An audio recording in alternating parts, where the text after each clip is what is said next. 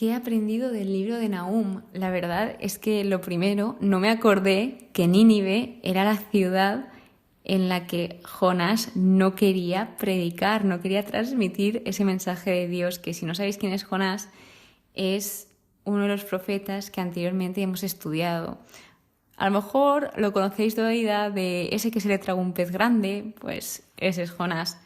Y Jonás no quería ir a Nínive, no quería ir para nada. De hecho, Dios le dice, ve a Nínive, y él se fue para el otro lado. Y luego, pues al final acabó yendo y finalmente sí que comunicó ese mensaje, se arrepintieron y todo fue genial. Se retrasó ese juicio que tenía que llegar. Pero en Nahum ya llega ese juicio contra Nínive por cómo estaban obrando. Y la verdad me pareció muy interesante cómo el libro empieza hablando de Dios, porque tú piensas que va a empezar hablando del juicio de Nínive, pero no, empieza hablando del carácter de Dios, de cómo es, empieza el profeta describiendo a Dios, y esto me llama la atención, a lo que también me voy a que se ve cómo el profeta conoce a Dios.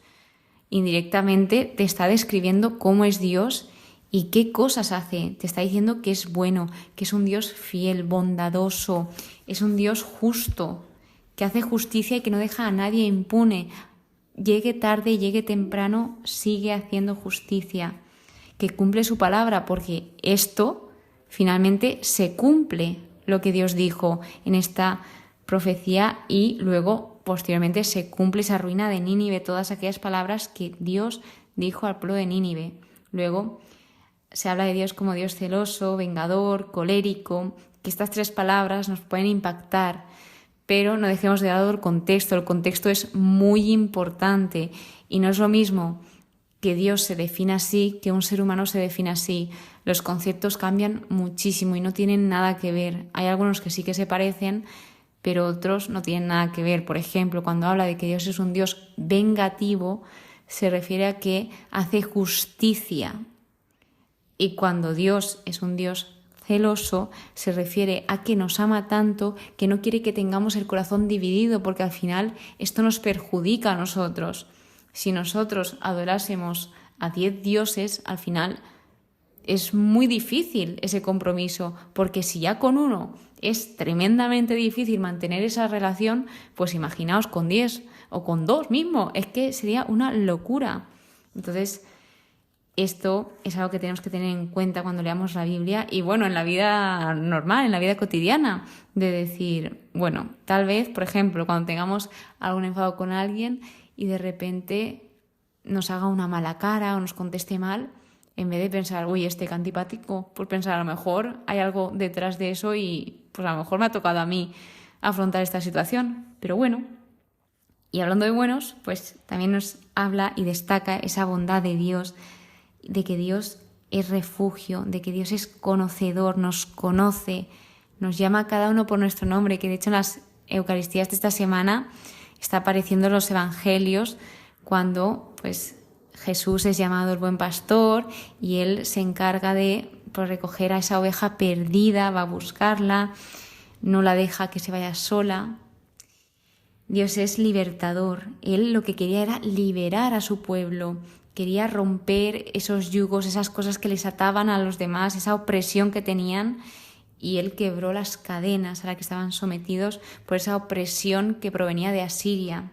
Dios es reparador, restaurador. Aquello que está roto, él lo vuelve a unir. Aquello que está disperso, él lo vuelve a reunir y repara y cura todas y cada una de nuestras heridas. Si nosotros le dejamos, claro, no va a invadir nuestra libertad. Pues algo que nos dije al principio de este libro, en el estudio, es que Nahum significa el consuelo de Dios o consolador. He de añadir, y es importante, que junto con el profeta Sofonías, que veremos posteriormente, prepararon la reforma religiosa que emprende el rey Josías, que era un rey creyente en Yahvé, si no me equivoco, de Judá. No sé si habréis escuchado esta famosa frase que es buenísima y que da tanta fuerza, que es: si Dios conmigo, ¿quién contra mí? Porque si lo tengo todo, no me falta nada. Y aquí puede aparecer la pregunta a la inversa: si Dios contra mí, ¿quién conmigo? Porque el pueblo de Nínive se encontraba así. El Señor se dirige a ellos diciendo: aquí estoy contra ti. te va a suceder todo esto. Y habla del juicio que iba a venir, más las razones del juicio. Dios no manda algo porque sí, porque le da la gana, porque se aburre, no.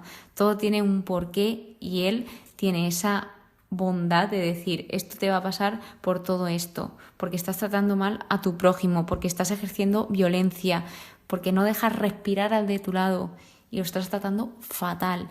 Pues por todo esto te va a suceder ese juicio, que esto siempre se puede ver como una oportunidad, ya que si te avisan es por algo, si no Dios hubiese dicho, vale, pues mando el juicio y ya está, no voy a avisar a nadie. Pero Él se tomó las molestias, por así decirlo, entre comillas, de avisarles.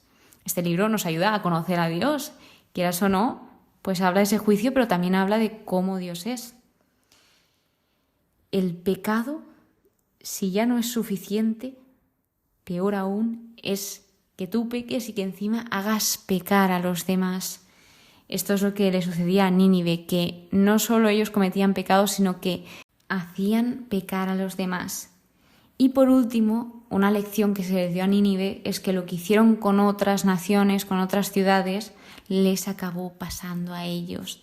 Tengamos cuidado con las cosas que hacemos, o en el anterior libro hablaba de no nos alegremos de las desgracias de los demás, porque nunca sabemos si nos puede suceder algo igual o muy parecido a nosotros, o incluso peor.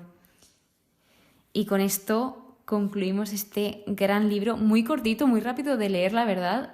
Me ha gustado, se lee rápido y las cosas que dice la verdad que están muy bien. También el cómo va describiendo ese asalto, de la forma en que lo describe y de esa forma tan sincera en la que el profeta habla de Dios, habla de cómo es Él, sin tener ningún miedo de decir la verdad tal cual es, y de esa valentía que tiene el profeta de contarlo al pueblo, a esa nación, de decir, este juicio va a venir, porque eso no es nada fácil.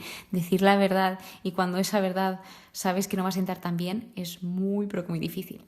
Pues nada, muchísimas gracias siempre por seguir aquí, por escucharme, por dedicarme este tiempo.